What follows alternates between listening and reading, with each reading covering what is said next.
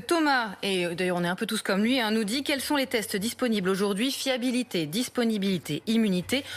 On n'y comprend plus rien. Alors on va essayer de faire très clair. D'abord, il y a les tests qui vous disent si vous êtes malade ou pas à un instant T. C'est ce qui s'appelle les tests virologiques. Le test de référence, c'est la PCR. On va chercher l'ARN du virus, c'est-à-dire son matériel génétique. C'est avec le fameux écouvillon, le coton-tige.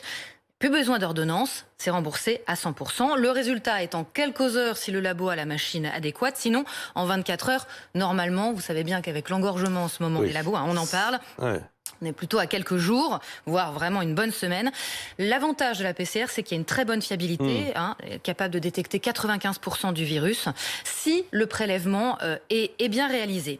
Plus rapide, on a le test antigénique. Souvenez-vous, on avait fait la démonstration en plateau. Donc là aussi, c'est toujours le coton-tige dans le nez. On peut aussi le faire éventuellement dans la gorge. Là, le résultat est beaucoup plus rapide, 15 à 30 minutes, parce qu'on ne recherche pas l'ARN, on recherche la protéine du virus. Ça se fait plus facilement, la procédure est plus rapide. C'est autorisé depuis la semaine dernière pour des expérimentations. L'arrêté a été publié par le ministère de la Santé. Ça se fera dans les labos, chez les médecins. L'objectif, évidemment, c'est de désengorger ces fameux laboratoires. Mais attention, c'est pas pour ceux qui ont des symptômes, ni qui sont cas contact. Et si le test antigénique est positif, il doit être confirmé par un test PCR.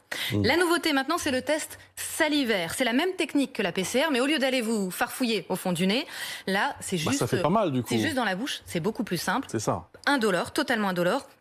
Ça pourrait être la solution pour les enfants, pour les personnes âgées, pour les personnes handicapées. C'est un peu moins fiable, de l'ordre de 80%. Ça vient d'être autorisé par la Haute Autorité de Santé. On attend maintenant le feu vert du gouvernement. Du coup, les premiers pourraient être utilisés début octobre. Mais là, c'est réservé à ceux qui ont des symptômes. Dans le cas des asymptomatiques, on raterait 3 malades sur 4. Donc là, il n'est pas question de dépistage de masse où on va tous cracher les uns après les autres. Et le dernier point, c'est l'autotest. Là, pour l'instant, en France, il n'en est pas question. On ne se débrouille pas tout seul avec sa petite languette. La dernière chose, ce sont les tests sérologiques à ne pas confondre. Là, ça vous dit si vous avez été malade, si vous avez été en contact avec le virus. Prise de sang ou bien au bout du doigt pour les tests dits rapides.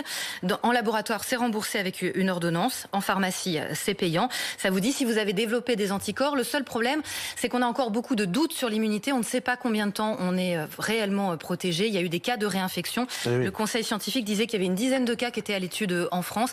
D'ailleurs, ça pose des questions pour le vaccin qui ne sera pas forcément la panacée. Voilà où on en est à cette heure parce que ça évolue assez vite aussi.